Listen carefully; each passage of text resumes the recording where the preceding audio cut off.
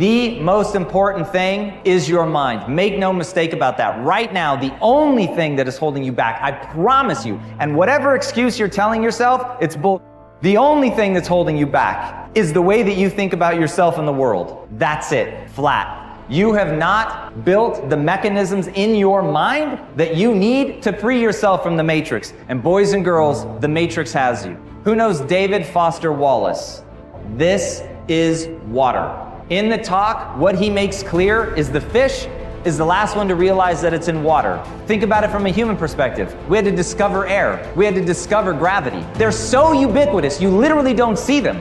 You take them for granted as just being there. And that's how people take their belief system. Right now, you think you're capable of certain things and incapable of others, and that is your water. As you think, so shall you be. 7 little words that I think are perhaps the most important things that we can learn and master in our lives. This old proverb notion that I become what I think about all day long. And once you know that what you think about is what expands, you start getting real careful about what you think about. You don't allow your thoughts to be on anything that you don't want or that you wouldn't want to have manifest or show up for you in your life.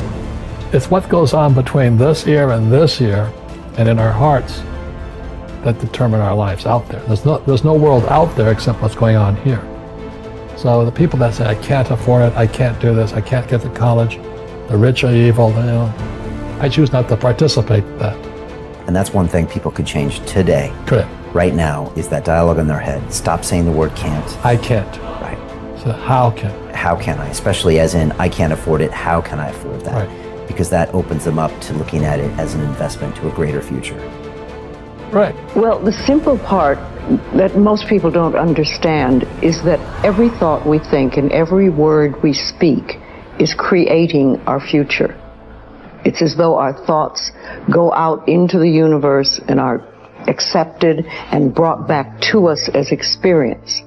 Now that is a very simple thing, but most people don't get it. They don't understand it. They've never heard it before and they think it's ridiculous. But if you can really accept the fact that every time you think a thought and every time you speak a word, you are literally painting your future, making your dinner, whatever you want to call it. You are creating, and you're creating your own life.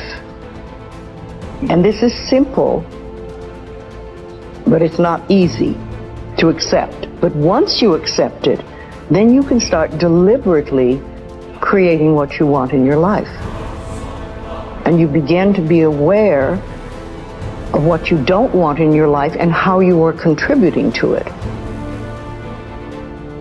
You've got to ask yourself, what's your why? What motivates you? What pushes you? What drives you? And if that thing is internal, if nobody has to call you, if nobody has to prod you, if nobody has to reward you, if nobody has to give you anything, if you are self-motivated and self-regulated, you can have it, you can be it, you can do it. The first thing you want to think about is switching from negativity to positivity. So many people get caught up in focusing on what they don't want to happen in their future, but they start living almost in constant fear of what could go wrong and what won't work out. And when we come from this place of, well, I don't know if I put myself out there, it's not going to work out, and then I'm going to get made fun of, and then I'm going to be embarrassed, and then I'm going to be stressed, and no one's going to love me. And then we go in this rabbit hole and this kind of cycle of fear and anxiety, and that is not how you attract good things in your life. You can't start from your way of being of negativity and fear and expect to attract beautiful things in your life. So we need to eliminate the negative self-talk, and an environment that's easy to get stuck in sometimes can be the negative self-talk. And there's so much negativity in the world, and if you don't actively work to shift your focus, to shift your thoughts in your mind, that negativity will consume you. You have a choice. Do you want to spend your life deciding what you want and what you don't want, and then chasing it outside? Or do you want to sit there and work inside to realize all I really want is the joy and the love, and if I stay open, I can have those. I don't need outside conditions to keep me open. So I make a very important point, because in spirituality it gets mixed up. Spirituality is not about renunciation. There's no renunciation. Renunciation says, I've decided what it is that will make me happy and I'm not going to do it. Well, that sounds rather absurd, right?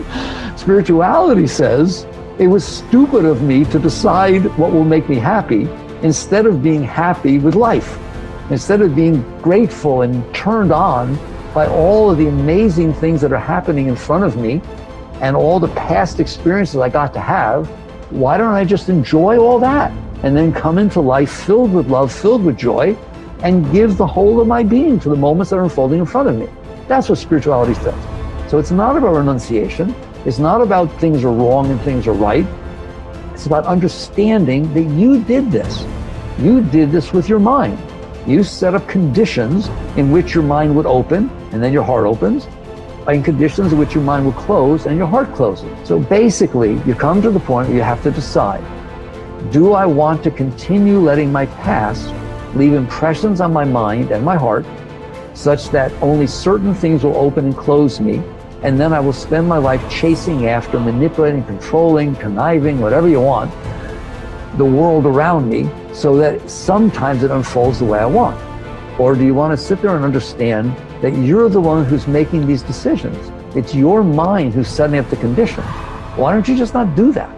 Create habits of empowering yourself, because empowering yourself, forgiving yourself, supporting yourself as you move forward and do the work to change your life, that's how you break the habit of victimizing yourself. And that's how you learn to do the opposite, which is supporting, empowering, cheering, celebrating yourself as you move forward. That's what's going to motivate you to do the action. And look, if Chris and I can go from having liens on this house 6 years ago to literally building an extraordinary business, changing our marriage to the point where we are building our dream house, a house that's so nice, I can't even believe we are going to live in this house, because of the hard work that we've done. But I'll tell you, the singular habit that helped us do it is we stopped victimizing ourselves. We stopped labeling ourselves. We stopped beating the shit out of ourselves. And we broke that habit. We changed the narrative by learning how to empower ourselves. The starting point of taking full control over your conscious and your subconscious mind is for you to accept complete responsibility for everything that you think, say, and do. You are responsible for whatever happens to you, and especially you are responsible for your responses to the inevitable ups and downs of daily life. As Eleanor Roosevelt said, no one can make you feel inferior without your consent. I used to think that setting goals and making plans was the starting point of success in life. After a while, I changed my mind because I realized that something else actually comes first. What comes first is the acceptance of complete responsibility for yourself and for everything that happens to you. Real maturity begins when you finally realize that no one is coming to the rescue. It is only when you accept total responsibility for your life situation, with no excuses and no blaming of others, that you move into a mental position to kick the long ball in your own life. It is only when you have accepted 100% responsibility for yourself that you are ready to take the next step and decide exactly what it is you want and exactly what it is you want to do. Accepting responsibility is not an option that is open to the individual. It is mandatory. It is an absolute fact of human existence. You do not have the luxury of blaming others or making excuses for parts of your life that are not satisfactory. As Henry Ford said, never complain, never explain. No one makes you do anything or feel anything. You are where you are and what you are because you have decided to be there. Everything that you are or ever will be is entirely up to you. If there is any effect in your life that you're not happy about, it is solely up to you to change the causes. You are completely responsible. When something negative or unexpected happens to you, immediately seize the moment as an opportunity to demonstrate calmness and self-control. Make it a game. Instead of allowing yourself to feel negative, deliberately force yourself to substitute something positive. Here is an affirmation that has been very helpful to me. I repeat it over and over until it becomes automatic. In almost every situation, when something goes wrong, I immediately catch myself by saying, every situation is a positive situation, if viewed as an opportunity for growth and self-mastery. Whatever it is, I take a deep breath, relax, smile, and say, every situation is a positive situation if viewed as an opportunity for growth and self-mastery. I then look within the situation for something that I can learn that will help me to grow and develop greater self-mastery. This is a simple mind game that enables me to stay relaxed and in control of my emotions. It will work for you as well. Just give it a try.